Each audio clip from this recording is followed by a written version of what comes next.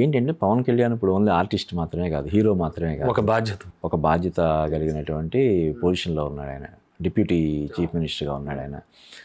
పైగా ఈ ఎలక్షన్లో గెలవడానికి ముందు నుంచి కూడా పార్టీ ప్రచారం కోసం విస్తృతంగా పర్యటించాల్సినటువంటి పరిస్థితి. ఇప్పుడు పవన్ కళ్యాణ్ దానివల్లే, ఆయనకున్న క్రేజ్ వల్లే ఈ రోజున కూటమి ప్రభుత్వం గెలిచిందని చెప్పి ఒక ఇది ఉంది. ఈవెన్ మహారాష్ట్రలో కూడా బీజేపీ కూటమి గెలవడానికి పవన్ కళ్యాణ్ ఇది బాగా హెల్ప్ అయిందని చెప్పి స్వయంగా అమిత్ షా మెచ్చుకోవడం మనం చూసాం.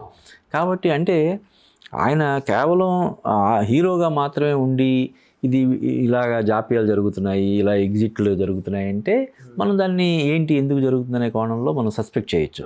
కానీ మనకు వాస్తవం తెలుసు, ఆయన ఒక పెద్ద పొజిషన్లో ఉన్నాడు, నెక్స్ట్ సీఎం లాగా పొజిషన్లో ఉన్నాడు. ఆయన ఉండి సమయానికి సమయం ఇది కాల్ షీట్ కేటాయించలేకపోవడం వల్ల జరుగుతున్న ఇవి. ఇక మీరు చెప్పిన 3 ఎగ్జిట్లో ఫస్ట్ ఎగ్జిట్ అంటే క్రిష్ ప్లేస్లో జ్యోతికృష్ణ రావడాన్ని మనం మినహాయిస్తే మిగతా 2 ఎగ్జిట్లు కూడా సినిమాకి ఇంకా సినిమాని నెక్స్ట్ లెవెల్కి తీసుకెళ్ళే ఎగ్జిట్లు అవి. ఉదాహరణకి ఇప్పుడు బాబీ డేయల్ రావడం అన్నది చాలా పెద్ద ఇది కదా. అంతే కదా, యానిమల్ నుంచి అసలు రేంజ్లో ఉన్నాడు ఆయన. పైగా ఇప్పుడు మన తెలుగు ఆడియన్స్ కూడా చాలా ఇదయ్యాడు మొన్న ఈ సినిమాతోటి, బాలకృష్ణ డాకుమార్ సినిమాతోటి. కాబట్టి ఈ సినిమా ఇందులోకి బాబీ డేయల్ రావడం అనేది చాలా పెద్ద ప్లస్ పాయింట్ కదా. అలాగే అనుపమ్ ఖేర్ ఆ స్థాయిలో ఉన్న నటుడైనా కూడా బాహుబలితోటి మన సత్యరాజ్కి ఎంత ఇది వచ్చిందో మనకు తెలుసు. కాబట్టి సత్యరాజ్ ఎంట్రీ కూడా స్పెషల్ అట్రాక్షన్ అవుతుంది, ప్లస్ అవుతుంది. దానికి ఏమాత్రం మైనస్ అవ్వదు, చాలా పెద్ద ప్లస్ అవుతుంది.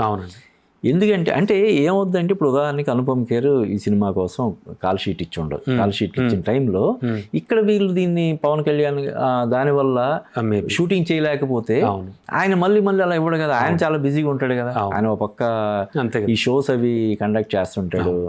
వన్ ఆఫ్ ది ఆయనకి యాక్టింగ్ స్కూల్ ఉంది, చాలా యాక్టివిటీస్ ఉన్నటువంటి అనుపమ్ వెర్సటైల్ పర్సనాలిటీ. కాబట్టి ఆయన పోస్ట్ పోన్ అయిన ప్రతిసారి కూడా ఇవ్వలేకపోవచ్చు కదా. అలాగే మిగతా ఆర్టిస్టుల విషయంలో.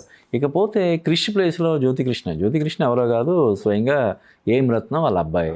ఆల్రెడీ అతనికి సినిమాలు డైరెక్ట్ చేసిన అనుభవం ఉంది. ఇదేంటంటే ఆల్రెడీ ఒక షేప్ తీసుకున్నటువంటి సినిమా. క్రిష్ డైరెక్షన్లో దాదాపుగా ఒక ఇది వచ్చేసింది.